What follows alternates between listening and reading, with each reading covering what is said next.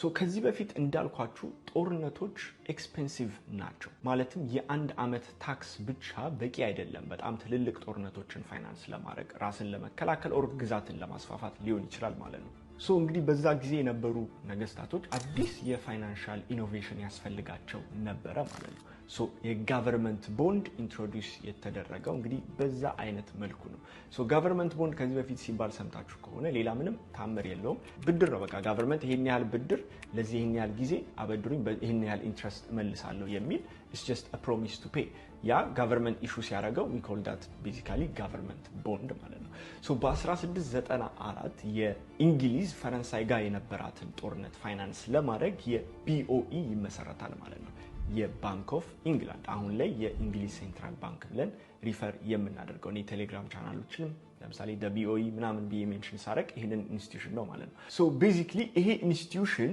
ለሚያወጣው 1 ፓውንድ ኖት ኢኩዊቫለንት የሆነ ወርቅ ሪዘርቭ ውስጥ ማስቀመጥ ግን ነበረበት ማለት ነው ምክንያቱም በዛ ወቅት እንግዲህ ኤቭሪዋን አምኖ ከረንሲዋን እቺ ፔፐሯን ትሬድ የሚያደርገው ወርቅ ስላለ ነው ምክንያቱም at any point አንድ ሰው ያንን ከረንሲ ወይም ፓውንዷን ሌተሯን ሊሆን ይችላል ይዞ ሄዶ ከሴንትራል ባንኩ ገንዘብ መቀበል ይችላል or from any bank ወርቅ መቀበል ይችላል so gold reserve 1 to 1 ነበር ማለት ነው ስለዚህ 100 ፓውንድ ካለ 100 ፓውንድ የሚያወጣው ወርቅ ማግኘት ይቻል ነበር ማለት ነው now ይሄ obviously from time to time የነበረው 1 to 1 ratio degrade ያደረገ የቀነሰ ነው የመጣው ምን እንደቀነሱት አብረን እናያለን ሌላኛው አሜሪካ እንግዲህ የእንግሊዝ ግዛት ውስጥ ነበረች ዋንስ ግን ራሷን ነፃ ካወጣች በኋላ በአሜሪካ ውስጥ በጣም ብዙ አይነት የፋይናንሻል ስትራክቸሮች የፋይናንሻል ውጣውረድ ነበሩ ማለት ነው ስለዚህ በጣም ብዙ አይነት ከረንሲዎች ፔፐር ኖቶች ክሬት ተደርገው ኢንፍሌሽን ተፈጥሮ ሃይፐር ኢንፍሌሽን ተፈጥሮ ፌል አድርገው ብዙ ጣጣ ውስጥ ገብተው ነበር ማለት ነው ሶ ለዚህም ኢሹ ሲባል እንግዲህ የአሜሪካ ፋውንዲንግ ፋደርስ ወይም እንግዲህ አሜሪካን ከመሰረቷት ሰዎች መካከል የነበሩት እንግዲህ ስትሮንግሊ አርጊው ከሚያደርጉት ነገር መካከል ምንድን ነበር አሜሪካ ውስጥ በምንም አይነት ሴንትራል ባንክ መመስረት የለበትም ብለው ነበር የሚያስቡት ማለት ነው ምክንያቱም ይሄ ሴንትራል ባንክ ገንዘብን የማተም ወይም ችን ከረንሲ ኖት የምንላትን ነገር ለማተም ለአንድ ኢንስቲትዩሽን ፓወሩን ከሰጠ ነው ያንን ፓወር አቢዩዝ ያደርጉታልና አቢዩዝ መደረጉ ወደ ሃይፐር ኢንፍሌሽን እና ወደ ኢንፍሌሽን ይዳርጋል then ይሄ obviously ኢኮኖሚካል ኢቨንቶችን ይፈጥራል ማለትም just up and downዎች bear and bull market የምንላቸው ነገር ይፈጥራል ስለዚህ ስቴብል የሆነ ኢኮኖሚ አይኖረንም ብለው ስለሚያስቡ strongly against central bank formation ነበሩ ማለት ነው ያም ሆነ ይህ ግን እንግዲህ በ1913 አሜሪካ ውስጥ ሴንትራል ባንክ ተቋቁሟል ማለት ነው which we call the Federal Reserve አሁን ላይ በተለያየ ዜናዎች ላይ FOMC ሲባል እኔም ምሰራቸው ቲክቶክ ቪዲዮዎች ላይ ሆነ ቴሌግራም ላይ ፖስት ማድረጋቸው ኒውስ ኢቨንቶች FOMC ወይም ለፌድ ብዬ ሪፈር ማድረጋው ይሄንን ኢንስቲትዩሽን ነው ሶ ይሄ ኢንስቲትዩሽን ምንድነው ሮሉ ካለ ሮሉ የተመሰረተበት ዋነኛው ምክንያት ምንድነው አንደኛ የሀገሪቷን የከረንሲ ሰፕላይ የኖት የዶላር ኢሹ የምትደረጓን የዶላር ኖት ኮንትሮል ለማድረግ ሰፕላዩን አንድ obviously ይሄንን ለማድረግ ደግሞ የሚጠቀምባቸው የተለያዩ ቱሎች አሉ which we call interest rate ወይም የብድር ወለድ እነዚህ ነገሮች በደንብ በዲቴል የምናያቸው ነገሮች ይሆናሉ ማለት ነው ለአሁን ግን እነዚህ ሴንትራል ባንኮች መኖራቸው basically economical bust and boom cycle የምንላቸው ማለትም bull market then bear market የምንላቸው ነገር የሚፈጥሩት እነዚህ ነገሮች ናቸው ማለት ነው now እነዚህ ኢንስቲትዩሽኖች ካወቃችሁ የገንዘብ ስርዓቱ እንዴት ከወርቅ ሳንቲሞች ወደ ፔፐር ኖቶች እንዴት ኢቮልቭ እንዳደረገ አንደርስታንድ ካደረጋችሁ ከዚህ በኋላ አሁን ላለንበት የፋይናንሻል ሲቹዌሽን ማለትም የፋይናንሻል ሲስተም ሪስፖንሲብል የሆኑ የተለያዩ ኢኮኖሚካል ኢቨንቶች አሉ በጣም ትልልቅ ተርኒንግ ፖይንቶች ናቸው እነሱን እስቲ እንይ ሶ ይሄን ከመጀመራችን በፊት መርሳት የሌለባችሁ ነገር አሁንም ሪማይንድ ላድርጋችሁ እስከዚህ ድረስ ማለትም ስቲል 1910 ምናምኖቹ ማለት እንግዲህ የተወሰነ 100 ምናምን አመት በፊት ለያንዳንዱ ለሚኖረው የወረቀት ገንዘብ ማንንም ሰው ባንክ ሄዶ ወርቅ መጠየቅ ይችላል ኢንፋክት የድሮ ዶላሮችን ካያችሁ በዛ ጊዜ የነበሩትን በጎልድ ሪዲም ማድረግ እንደምትችሉ ኢቭን ከስር ተጽፎባቸዋል ማለት ነው ማለትም $100 ካላችሁ ከኤኒ ባንክ ሄዳችሁ $100 የሚያወጣ ወርቅ መጠየቅ ትችላላችሁ። እነዚህ ወረቀቶች just የጎልድ ሪሲቶች ነበሩ ማለት ነው። ይሄ እንዳይሆን ካደረጉ ኢቨንቶች መካከል አንደኛው የመጀመሪያው የዓለም ጦርነት ነው። obviously ይሄንን ሂስትሪ ብዙዎቻችሁ ልታውቁ ትችላላችሁ። ነገር ግን ብዙ ጊዜ እነዚህ አይነት ሂስትሪዎች ሲፈጠሩ የማያቸው ነገሮች ምንድናቸው? ፋይናንሻል የሆኑ ነገሮችንና እንዴት እኛ ፋይናንሻሊ አፌክት እንደተደረግን ብዙ ሰው ሜንሽን አያደርጋቸውም። ዲቴይል ሂስትሪ ውስጥ አልገባም። ነገር ግን ፋይናንሻሊ ነገሮችን አንደርስታንድ ለማድረግ የሚረዷችሁን ነገሮች ብቻ ነው ከቨር ማደርገው። እንግዲህ በዚህ ጊዜ ውስጥ ጀርመን ነበር እንግዲህ የተነሳው ይሄ የዓለም ጦርነት ራይት ዩሮፕ ውስጥ ነበር። ብዙ የአውሮፓ ሀገራቶች እዛ ውስጥ ኢንቮልቭድ ነበሩ። እንዳልኳችሁ ነው ጦርነት በጣም ኤክስፔንሲቭ ነበር። ይህንን ጦርነት ፈንድ ለማድረግ ገንዘብ በጣም ከፍተኛ የሆነ ገንዘብ መታተም ነበረበት ማለት ነው ራይት። ስለዚህ የአንድ አመት ታክሱ በቂ አይደለም። ስለዚህ ካላት ኢንካም በላይ አንድ ሀገር ማለት ጀርመን ያንዴ ሲጀምረው ጦርነቱን ከነበራት ኢንካም በላይ ወጪ ማውጣት ነበረባት ለጦርነቱ ማለት ነው። we call this deficit spending now I know ብዙ የተለያዩ ቃላቶችን እየወረወርኩ ያለሁት ሆፕፉሊ እየጻፋችሁት ነው ያላችሁት። እንዳልኳችሁ ሁሉም ነገር ይያዛል። the next couple of days everything connect እያደረግነው እንመጣለን። ይሄንን ባደረገች ጊዜ obviously ሌሎችም ሀገራቶች ኪፕ አፕ ማድረግ ነበረባቸው ራይት። ስለዚህ እንግሊዝም ሆነች ሌሎች ሀገራቶችም ራሳቸውን ፕሮቴክት ለማድረግ እነሱ ማውጣት ነበረባቸው። አሁን ችግሩ ምንድነው? ለማውጣት ወርቅ ያስፈልጋቸው ነበር። አሁን ግን ይሄ የሞት ሽረት ጊዜ ሆነ ማለት ነው ራይት። ስለዚህ ግዴታ ወርቅ መስቀመጥ አለበት የሚል ህጌቱ ጋር ነው ያለው ራይት። ስለዚህ በቃ ችግር የለም እስቲ ትንሽ ጨመር አድርጋ አትመው ይባል ነበር ኖቷ ማለት ነው። ይሄ እንግዲህ 1-to-1 የነበረውን የወርቅና የፔፐር ኖት 1-to-1 የነበረውን ሪሌሽንሺፕ ክራክ እያደረገው በጣም ዲግሬድ አድርጎታል። ሬሽዮን በጣም አውርዶታል። የመጀመሪያው ዓለም ጦርነት ሲያልቅ 100% ባክ የሚደረገው የሀገራቶች ከረንሲ ወደ 40% ሬሽዮ ነው የወረደው ማለት ነው። ማለት በፊት $100 አምጥታችሁ ከባንክ $100 የሚያወጣ ወርቅ መቀበል ስትችሉ አሁን ግን $100 ሰጣችሁ $40 የሚያወጣ ወርቅ ነው የምትቀበሉት ማለት ነው በዚህ ጊዜ። ይሄ የሆነው ደግሞ በመጀመሪያው ዓለም ጦርነት ምክንያት ነው ማለት ነው። now obviously ከዛ መሃል የተፈጠረ ትልቅ የኢኮኖሚካል ኢቨንት ነበር which we call the great depression። ይሄንን ለምንድን ነው እዚህ ውስጥ ያካተትኩላችሁ? አሁን ላይ ያለንበት የኢኮኖሚካል ስቴጅ በጣም አስፈሪ የሆነ ስቴጅ ነው ራይት። ስለዚህ በዚህ በልኩ የአሜሪካ ፓወር ምናምን እየተዳከመ ነው ያለው። በዚህ በኩል ደግሞ ብሪክስ አለ የመሳሰሉ ነገሮች። በእንደዚህ አይነት ኢቨንቶች ላይ መሀል ላይ ሆነን እንዴት እነዚህን ነገሮች ኢኮኖሚካሊ እኛን አፌክት እንደሚያደርገን ካላወቅን በጣም ከሚጎዱት ውስጥ መካከል ነው የምንሆነው ማለት ነው። ስለዚህ አንዳንዴ ሂስትሪን ወደኋላ ሄደን የምናየውበት ምክንያት በፊት የተደገሙ ስህተቶችን አሁን ድጋሚ ላለመድገም ነው። ፈረንጆች የሆነ አባባል አላቸው ሂስትሪ ላይደገም ይችላል ነገር ግን ይገጥማል የሚባል ነገር አለ። አሁን ላይ የሚመጡ ነገሮች ላይ ራሳችሁን ፕሮቴክት ማድረግ የምትፈልጉ ከሆነ በፊት ምን ተፈጥሮ ነበር የሚለው ነገር አንደርስታንድ ማድረግ ያስፈልጋል። በዚህ ጊዜ ላይ በ1929 ላይ the great depression የምንለው በአሜሪካ ታይቶ የማይታወቅ የኢኮኖሚክ ክራይሲስ ተፈጥሮ ነበረ ማለት ነው። እንዴት ነው የተፈጠረው? ቤዚካሊ ዲቴል ነገር ውስጥ መግባት በጣም ነገሩን ያሰፋዋል። ከፈለጋችሁ ሪሰርች አድርጉት። ነገር ግን በዛ ወቅት ከፍተኛ የሆነ ገንዘብ ኖት ታትሞ ነበር። ያንን ሪቨርስ ሲያደርጉት የኢኮኖሚክ ታይተኒንግ ፌዝ ውስጥ ሲገቡ ስቶክ ማርኬቶች ክራሽ ማድረግ ጀመሩ። ሰዎች መክሰር ሲጀምሩ፣ ቢዝነሶች መክሰር ሲጀምሩ፣ ባንኮች ያበደሩትን ብድር እንዳልኳችሁ ፍራክሽናል ሪዘርቭ ባንኪንግ ስለሆነ የሚሰሩት ወርቅ አምጡ ሲባሉ ወርቅ የላቸውም አንዳንድ ባንኮች ማለት ነው። ስለዚህ ሰዎቹ በዛ ፍርሃት ያላቸውን ኖት እየሮጡ ከባንክ ወርቅ መጠየቅ ጀመሩ። ይሄንን ነገር ባንክ ረን እንለዋለን ማለት ነው። ባንክ ረን ማለት እንግዲህ አንድ ሰው ባንክ ላይ ያለውን ዲፖዚት ሮጦ ሲቀበል ማለት ነው። ብዙ ሰዎች ሆነው ማለት ነው። በዛ ወቅት እንዳልኳችሁ ሰዎች ገንዘብ ብለው አይደንቲፋይ የሚያደርጉት ወርቅን ነው። የሚገበያዩት ወረቀት ኖቷን ዶላር ደግሞ የምንላት የሚያምኑበት በዛ ምክንያት ወርቅ ይሰጠኛል ብለው ስለሚያስቡ ነው። ስለዚህ በዛ ወቅት አንዳንድ ባንኮች መክፈል ሲያቀታቸው ሰው እየፈራ እየሮጠ ከነዛ ባንክ ወርቁን አምጡ እያሉ እንትን ብለው ነበር። እነዚህ መክፈል ያልቻሉ ባንኮች ኦብቪየስሊ ከስረው ነው የወጡት ማለት ነው። ይሄ ብዙ ካስኬዲንግ የሆነ ኢቨንቶች ፈጥሮ ቢዝነሶች ከስረው ሰዎች ከቅጥር ወጥተው ትልቅ የኢኮኖሚክ ዲፕሬሽን ውስጥ ገብተው ነበረ ማለት ነው። ይሄንን ኢኮኖሚ ደግሞ ድጋሚ ለማንሰራራት ወይም ኢኮኖሚው ሪከቨር እንዲያደርግ ጋቨርንመንት አሁን ስቴፒን አድርጎ ከፍተኛ የሆነ ገንዘብ አትሞ ኢንጀክት ማድረግ ነበረበት ኢኮኖሚ ላይ ማለት ነው። የከሰሩ ቢዝነሶችን ሰፖርት ለማድረግ ሰዎች እንዲቀጠሩ ለማበረታታት ማለት ነው። አሁን በዚህ ጊዜ ችግሩ ግን ምንድነው? ገንዘብ ለማተም ወርቅ ያስፈልግ ነበር ማለት ነው። ስለዚህ በዚህ ጊዜ ያው እንግዲህ አሜሪካ ውስጥ የነበሩ ዜጋዎች ጠቅላላ ወርቅ እንዲሸጡ ያላቸውን ወርቅ እንዲሸጡ ነው የተደረገው። በዛ ወቅት የነበሩ ፕሬዚዳንት ሩዝቬልት የአሜሪካው ፕሬዚዳንት ያላችሁን ወርቅ አት ፊክስድ ፕራይስ ለሴንትራል ባንኩ ወይ ትሸጣላችሁ ወይ እስር ቤት ትገባላችሁ የሚል አናውንስመንት ያወጣሉ።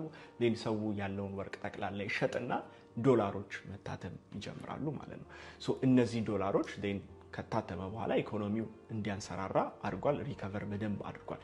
ናው በዚህ ኢቨንት ላይ በጣም ከምነግራችሁ በላይ ብዙ ሰው ተጎድቶበት ያለፈበት ኢቨንት ነው። በአሜሪካ ታሪክ ውስጥ ወርስት የሚባሉ የኢኮኖሚካል ኢቨንቶች አንደኛው ነው። በዚህ ጊዜ ውስጥ ግን በጣም ብዙ ሚሊዮነሮች የተፈጠሩት በአሜሪካ ውስጥ ደግሞ በዚህ ጊዜ ውስጥ ነበር ማለት ነው። እንዳልኳችሁ ነው እነዚህን ሂስትሪዎች አንደርስታንድ ማድረግ ራስን መጠበቅ ብቻም ደግሞ ሳይሆን ኦብቪየስሊ እንዴት አድቫንቴጅ መውሰድ እንደምትችሉ ራሳችሁን በጥሩ ቦታ ፖዚሽን ማድረግ ያስችላችኋል ማለት ነው።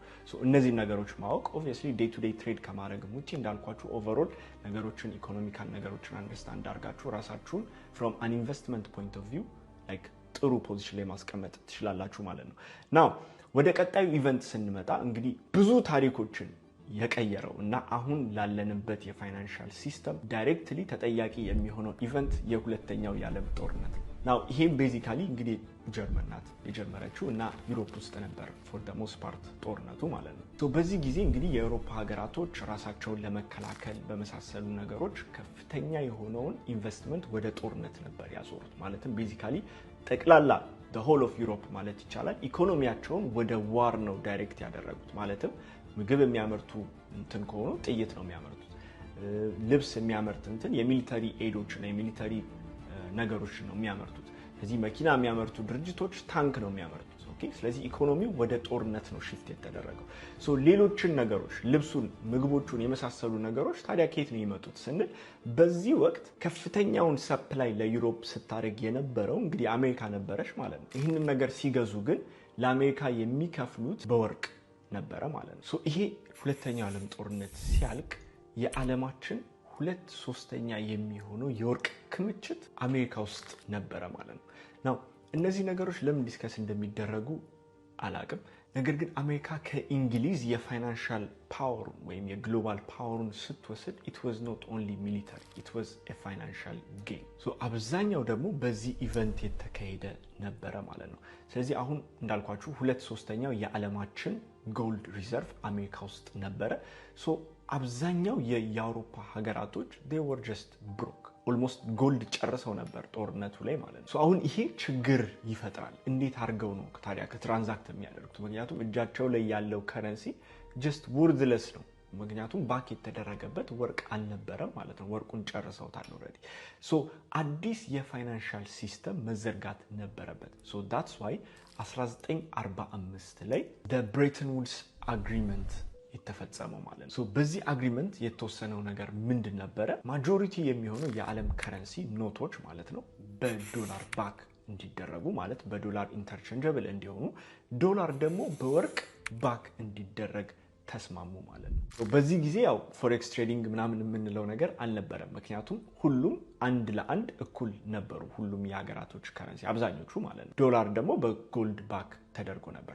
አይዲያው ምንድን ነበር? ለምሳሌ የኢትዮጵያ ብር ካለ የኢትዮጵያ ሴንትራል ባንክ ከአሜሪካ ሴንትራል ባንክ ያለውን ብር ወደ ዶላር ኢኩቪቫለንት 1-to-1 ሬት መቀየር ይችል ነበር። ያንን ዶላር ደግሞ ከአሜሪካ ወርቅ መጠየቅ ይችል ነበረ ማለት ነው። የገቡት አግሪመንት ይሄ ነው። ናው ፎር ሰም ሪዝን አሜሪካ ይሄንን አግሪመንት ስታደርግ ምን ያህል የወርቅ ሬሽዮ መያዝ እንዳለባት አልተስማሙም። ናው ይሄ ኮኢንሲደንስም ሊሆን ይችላል ኦር ምንም ነገር ሊሆን ይችላል። ነገር ግን ይሄ ሚቲንግ በጣም ትልቅ ከመሆኑ የተነሳ ኢቭን IMF እና ወርልድ ባንክ የተቋቋመበት ሚቲንግ ነው። ፎር ሰም ሪዝን ግን አሜሪካ ምን ያህል የወርቅ ሪዘርቭ መያዝ እንዳለባት፣ ምን ያህል ፖርሽን በፐርሰንቴጅ ማለት ነው ሬሽዮ መያዝ እንዳለባት አልተነጋገሩም ወይም እዛ ላይ የተስማሙት ነገር አልነበረም ማለት ነው። ኦብቪየስሊ በሚቀጥሉት አመታት ከዚህ አግሪመንት በኋላ በነበሩት አመታት አሜሪካ በተለያዩ የግሎባል ኢቨንቶች፣ ጦርነቶች፣ የተለያዩ ፕሮጀክቶችን ፈንድ ለማድረግ በጣም ብዙ አማውንት የሚሆን ዶላር ማተም ጀመሩ። ኦኬ ማተም እኮ መጀመር ችግር የለውም እኮ አይደል ምናምን ልትሉ ትችላላችኋል። ነገር ግን ወርቅ እያስቀመጡ አልነበረም just simply ዶላሩን ነበር እያተሙ የነበሩት ይሄ ደግሞ completely ያው እንግዲህ ከአግሪመንቱ ውጪ ነው ቴክኒካሊ ያው አግሪመንቱ ላይ እንዳልኳችሁ ምን ያህል ሬሾ ማስቀመጥ እንዳለባቸው አልተናገሩም ነገር ግን ከፍተኛ የሆነ ዶላር እያተሙን ያሉት የወርቅ ሪዘርቭን ግን እየጨመሩት አልነበረም ሶ አሁን ይሄንን ያዩ የተለያዩ የዓለማችን መሪዎች በዛ ወቅት መጀመሪያ ይሄንን ሪያላይዝ አድርጎ actually የተናገረው የፍራንስ ፕሬዚዳንት ነበር አሜሪካ ዝም ብላ ዶላሩን እያተመች ነው ያለችው ስለዚህ በነፃ ገንዘብ ክሬት እያደረገች ነው በነፃ ብድር ውስጥ እየገባች ነው ያለችው ለምን ብድር ውስጥ እንዳለ በደንብ አንደርስታንድ ታረጋላችሁ በዚህ ሳምንት ማለት ነው ሶ በነፃ ብድር ውስጥ እየገባች ነው ስለዚህ ይሄ ደግሞ ለሌሎች ሀገራቶች ዲስአድቫንቴጅ ነው ሶ እናንተ ዶላር ዝም ብላችሁ የምታትሙ ከሆነ ኦኬ ችግር የለም እኛ ጋር ብዙ ዶላር አለ ግድ የለም ዶላሩን ውሰዱና ወርቅ ስጡን በስምምነታችን መሰረት ማለት ይጀምራሉ ደግሞ ሶ መጀመሪያ ፍራንስ ነበር ያንን ነገር ያደረገችው ነገር ግን ያንን ያዩ የተለያዩ ሀገራቶች ደግሞ ስቲል በቃ ኦኬ እኛ ጋርም ዶላር አለ ስለዚህ ወርቁን ስጭን ብለው ወርቅ ከአሜሪካ ዲማንድ ማድረግ ይጀምራሉ ማለት ነው ሶ ከፍተኛ የሆነ የወርቅ ዲማንድ ከሌሎች ሀገራቶች ይመጣል ወደ አሜሪካ then አሜሪካ ደግሞ ያው አግሪመንት ስላለ ግዴታ የተሰጣትን ዶላር at equivalent change በተስማሙበት change ማድረግ ነበረባት ማለት ነው ያንን ወርቅ ለነሱ መስጠት ነበረባት so at the same time አሜሪካ still ዶላር እያተመች ነው ያለችው ስለዚህ የዶላር ከረንሲ ብዛቱ እየጨመረ ነው ያለው የአሜሪካ የወርቅ ሪዘርቭ ደግሞ እየወረደ የተመናመነ ነው ያለው so it got to a point where አሜሪካ bankrupt ልሆን ነው በቃ መክፈል አልችልም ከዚህ በኋላ ማለት የነበረባት ደረጃ ድረስ ደርሶ ነበር ማለት ነው so that's why እንግዲህ 1971 ላይ the Nixon shock ይባላል ይሄ ኢቨንት የአሜሪካው በወቅቱ የነበሩ ፕሬዚዳንት ኒክሰን የሚባሉ ከዚህ በኋላ የአሜሪካ ዶላር ወደ ወርቅ ኢንተርቼንጀብል ወይም ኮንቨርቲብል የሚሆንበትን አግሪመንት በቃ ሰብረናል ነው ያለው so ባጭር አማርኛ ምንድነው ከዚህ በኋላ ዶላር ይዛችሁ ወርቅ ብላችሁ ብትመጡ አንሰጣችሁ በቃ አግሪመንቱን በቃ ሽረናል እስቲ የምታመጡትን ነገር እናያለን ነው ቤዚካሊ ማለት ነው በዛ ወቅት እንግዲህ አሜሪካ ኢኮኖሚው ሚሊተሪው በጣም ጠንካራ ስለነበረ ያው ያንን ቻሌንጅ የሚያደርግ ነገር አፓረንትሊ አልነበረም ነገር ግን ከ1971 ጀምሮ እንግዲህ ለረጅም የሰው ልጅ ታሪክ ጊዜ የነበረው የወርቅና የሰው ልጅ የግብይት መገናኘት የተበጠሰው ያኔ ነው ቤዚካሊ ማለት ነው ሶ ከነበረን የጎልድ ስታንዳርድ ወደ ዩኤስ ዶላር ስታንዳርድ የገባ ነው በ1971 ነው አሁንም ድረስ የሚገርመኝ ነገር ግን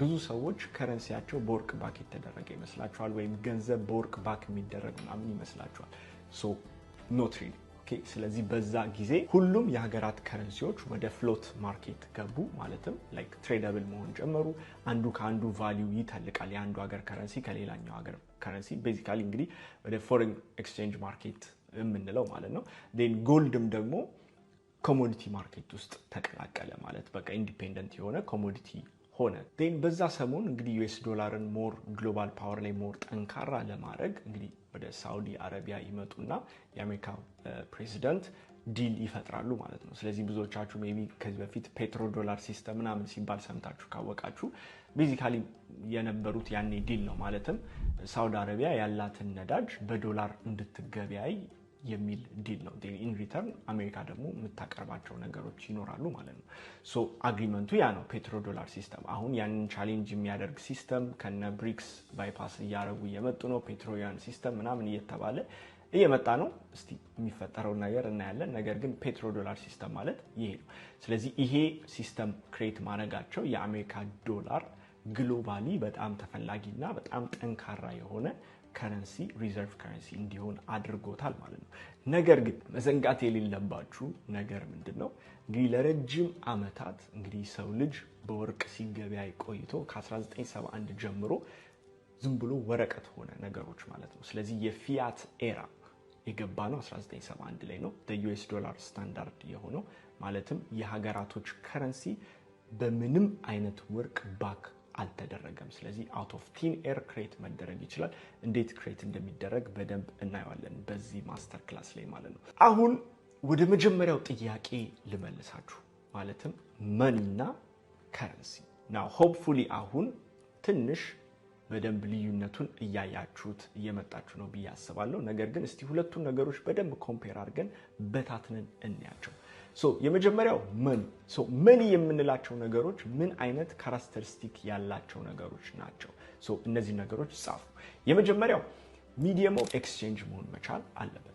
ይሄ በፊትም ያልነው ነገር ነው። ማለትም አንዱን ነገር ማለዋወጥ መቻል አለበት አይደል መኒ ለመባል። ሁለተኛው ነገር ፖርተብል መሆን መቻል አለበት። ከአንድ ቦታ ወደ አንድ ቦታ ማዛወር እንችላለን። ስኬርስ መሆን መቻል አለበት። ኦኬ አትሊስት ተፈላጊ እንዲሆን ማንንም ሰው አክሰስ ማድረግ የሚችለው ነገር መሆን የለበትም። it has to be scarce አይደል?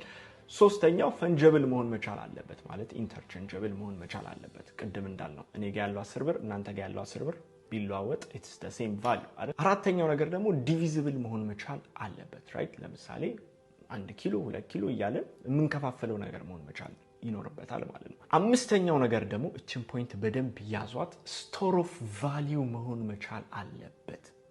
ይሄ የሚሆነው ደግሞ ትራንዛክት የምናደርግበት ሚዲየም ኦፍ ኤክስቼንጁ በራሱ ቫልዩ ሲኖረው ነው ማለት ነው። በራሱ ቫልዩ ሊኖረው ይገባል ማለት ነው። ስለዚህ ከሰው ልጅ ታሪክ ጀምሮ ወደ ኋላ ብትሄዱ በባርተር ስቴጅ ላይ ትሬድ የምናደርግባቸው እንግዲህ ገንዘብ እቃም በእቃም ሊሆን ይችላል፣ ሰርቪስ በሰርቪስ ምን ልለዋወጥበት ነገር ቫልዩ አለው በራሱ አይደል? ኮሞዲቲም ላይም ስንመጣ ትራንዛክት የምናደርግበት ነገር በራሱ ቫልዩ አለው። የወርቅ ሳንቲሞች ላይ ስንመጣ ወርቅ ነው ስቲል ወርቅ በራሱ ቫልዩ አለው ማለት ነው። ወይራስ አሁን ላይ ያለው ነገር እንግዲህ እንደምታውቁት ነው ማለት ነው። በራሱ ቫልዩ ያለው ገንዘብ ሲሆን እንግዲህ we call it money። ይሄ መሆኑ ደግሞ ስድስተኛውን ካራክተሪስቲክስ ይሰጠናል which is purchasing powerን ፕሪዘርቭ ማድረግ መቻል አለበት። ምን ማለት ነው? ለምሳሌ የዛሬ 1000 ዓመት ሲገበያዩበት የነበረውን የወርቅ ሳንቲም አሁን ላይ ብናመጣው ዋጋ አለው የለውም? አለው አይደል? ኢቭን የመግዣ አቅሙ ኢቭን ይጨምራል በጣም። ስለዚህ የፐርቼዚንግ ፓወሩን አላጣም፣ ኢንፋክት ጨምሮ ፕሪዘርቭ አድርጎታል ማለት ነው። የመግዛ አቅሙ ጠንክሯል። ኦኬ መዳከም የለበትም ገንዘብ ለመባል። ይሄ የሚሆነው እንዳልኳችሁ በራሱ ቫልዩ ሲኖረው ነው ማለት ነው። ናው ወደ ከረንሲ ስንመጣ እስቲ ካራክተሪስቲኮቹን ሊስት እናርጋቸው። ልዩነቱን በደንብ ክሊርሊ እንድታቁት ስለምፈልግ ነው። የመጀመሪያው ኦብቪየስሊ ሚዲየም ኦፍ ኤክስቼንጅ ነው። yes እንግዲህ ትራንዛክት ያደረግንበት ነው ያለን 200 ብር ምናምን ማለት ነው። ፖርተብል ነው። yes አጣጥፈን ኪሳችን ውስጥ ከተነው ልንሄድ እንችላለን። ፈንጀብል ነው። yes እኔ ጋር ያለው 100 እና እናንተ ጋር ያለው 100 ኢንተርቼንጀብል ነው። ዲቪዚብል ነው። yes 10 20 30 40 እያለን መከፋፈል እንችላለን። ነገር ግን አንሊሚትድ የሆነ ሰፕላይ ነው ያለው እንዳልኳችሁ ነው። ከተወሰኑ አመታት በፊት ያችን ኖት ለማተም ወርቅ ያስፈልግ ነበር። አሁን ወርቅ አያስፈልግም። ስለዚህ አንሊሚትድ የሆነ ሰፕላይ ነው ያለው ማለት ነው። ሌላኛው ደግሞ ስቶር ኦፍ ቫልዩ አለው የለው? ምክንያቱም በራሱ ቫልዩ የለው። ስለዚህ አሁን ኪሳችሁ ውስጥ ያለውን 100 ብር አውጥታችሁ ብታዩት ያ ጀስት ወረቀት ነው እንጂ ቫልዩ አለው ብላችሁ ስለምታምኑ ነው እንጂ በራሱ አክቹሊ ቫልዩ የለውም እኮ አይደል? ቫልዩ ቢኖረውማ የዛሬ ሜቢ 10 ዓመት በደንብ ሪስፔክት የምናደርገው ቅጠል ምናምን እያለን ስናሽሆነምን የነበረው ያቺ አረንጓዴው 100 ብር ትዝ ካላችሁ አሁን ላይ ምድረው የሚገዛላችሁ ምንም ነገር ራይት። ስለዚህ በዛ ወቅት ቫልዩ አለው ብለን ስላመንም ብቻ ቫልዩ ኖረው እንጂ በራሱ ቫልዩ ስላልነበረው በቃ ገንዘብ መባል ኦር መኒ መባል አይችልም። ወይራስ የዛሬ ግብጾች ሲገበያዩበት የነበረው የወርቅ ሳንቲም አሁን ቢመጣ ቫልዩብል ነው። yes የሆነ ነገር በደንብ ይገዛል ራይት። ስለዚህ that is the big difference። በራሱ ቫልዩ ከሌለው ደግሞ purchasing power ሁሌ ያጣል። purchasing powerን ፕሪዘርቭ ማድረግ አይችልም ማለት ነው። what does it mean? የዛሬ 10 ዓመት የምትገዙበት 100 ብር እና አሁን ላይ የምትገዙበት 100 ብር እኩል ነገር ይገዛላችኋል? አይገዛም። ከዛሬ አሁን የዛሬ 10 ዓመት ወደፊት ሄደን ደግሞ እኩል ነገር የሚገዛ ይመስላችኋል 100 ብር? አይገዛም ራይት። ስለዚህ purchasing power ኮንቲኒየስሊ እየወረደ ነው የሚመጣው ምክንያቱም በራሱ ቫልዩ ያለው ነገር አይደለም ማለት ነው። that is the biggest difference between money and currency። now አስደነገጥከን እንዳትሉኝና የሆነ ቻርት ሼር ላደርጋችሁ ማለት ነው። አሁን ከዚህ ከፊት ለፊት የምታዩት ቻርት የክሪፕቶ ቻርት አይደለም። ቤዚካሊ ላለፉት 100 ዓመታት የነበረው የዩኤስ ዶላር purchasing power ነው ማለት ነው።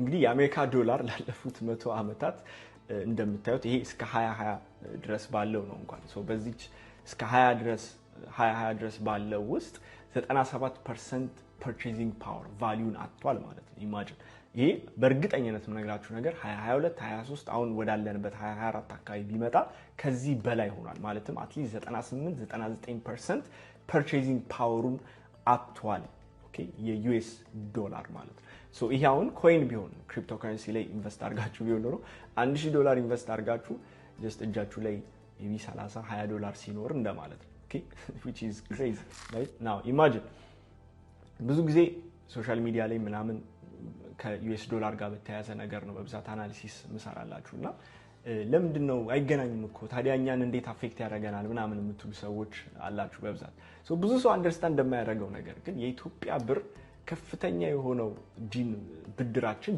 ዲኖሚኔት ያደረገው በዶላር ነው ኦኬ ማለትም ምን ማለት ነው ከረንሲያችን ባክ የተደረገው በዶላር ነው ኦኬ ስለዚህ የኢትዮጵያ ብር anything happens to the US dollar እኛን ኤክስፖኔንሻሊ ነው እኛን አፌክት የሚያደርገን ስለዚህ የዶላር ፐርቼዚንግ ፓወር አጣ ማለት ኢማጂን የኛ ፐርቼዚንግ ፓወር ኤክስፖኔንሻሊ ነው የሚያጣው ማለት ነው ገብታችኋል ስለዚህ whatever happens to the US dollar እኛን በደንብ ዳይሬክትሊ አፌክት ያደርገናል ማለት ነው ሶ ይሄንን ፊል የምታረጉት ኢኮኖሚ ላይ ነው እቃዎች በጣም ሲወደዱ ነገሮች በጣም ሲወደዱ ያው በሚዲያ ላይ ኖርማሊ ኑሮ ውድነት የምንላት ነገር ማለት ነው ሶ እሷ ኪኬን ስታረግ ያኔ ፊል እናረጋታለን እቺ ነገር ማለት ነው ሶ የመጨረሻ አንድ ጥያቄ ልጠይቃችሁና የዚህን ሴሽን እንጨርሳለን ማለት ነው በትሬዲንግ ላይ ዌልዝ ትራንስፈር ይደረጋል እንጂ ሉዝ የሚደረግ ነገር አይኖርም ራይት ስለዚህ ለምሳሌ ፊዚክስ ላይም ካያችሁ ኢነርጂ ይተላለፋል እንጂ ዲስትሮይ የሚደረግ ነገር አይደለም ስለዚህ ዌልዝም እንደዛ ነው ዌልዝ ይተላለፋል እንጂ ሉዝ የሚደረግ ነገር የለም ራይት ቴክኒካሊ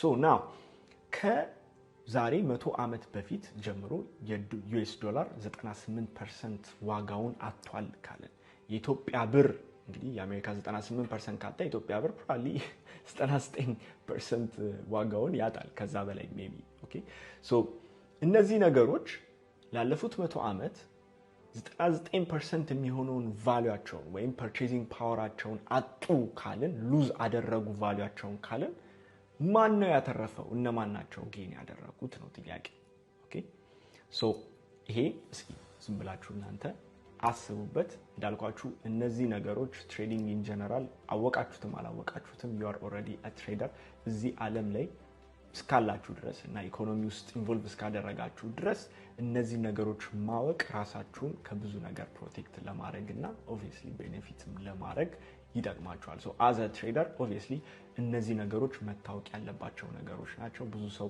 አይቷቸው አይገባም ነገር ግን እነዚህን አንደርስታንድ አድርጋችሁ መግባታችሁ ብዙ ሌቨሬጅ ይሰጣችኋል ማለት ነው ሶ ለዛ ነው ዩዥዋሊ ፋንዳሜንታል የሆነ ፋውንዴሽን ይዟችሁ ትሬዲንግን ስትጀምሩ ብዙ ነገሮችን ከዛ በኋላ ቢልድ አፕ አድርጋችሁ አንደርስታንድ ለማድረግ የሚቀላችሁ ሶ ለዛም ነው እነዚህ ሂስትሪ ውስጥ ጠቅላላ መግባት ያስፈልገ ማለት ነው ሶ በዛሬ ሴሽን እነዚህን ካየን ይበቃል obviously ብዙ ነገር ጠቅሼባችኋለሁ ከበዛባችሁ ደግማችሁ ማየት ትችላላችሁ በመሃል የተጠቀምኳችሁ የተለያዩ ቃላቶችን ደግሞ obviously ኖት ከጻፋችሁ ሞር የበለጠ ገብታችሁ ዲፕ ዳይቭ አድርጋችሁ ሪሰርች ብታደርጓችሁ ደግሞ ሞር ይጠቅማችኋል ማለት ነው ቀጣይ ላይ ከዚህ ፒክ አፕ አድርገን እንቀጥላለን እንዳልኳችሁ ያያያዝናቸው እንመጣለን everything will make sense ከተወሰኑ ቪዲዮዎች በኋላ ማለት ነው ሶ ለዛሬ በዚህ እንጨርሳለን ቀጣይ ቪዲዮ እንገናኝ ባይ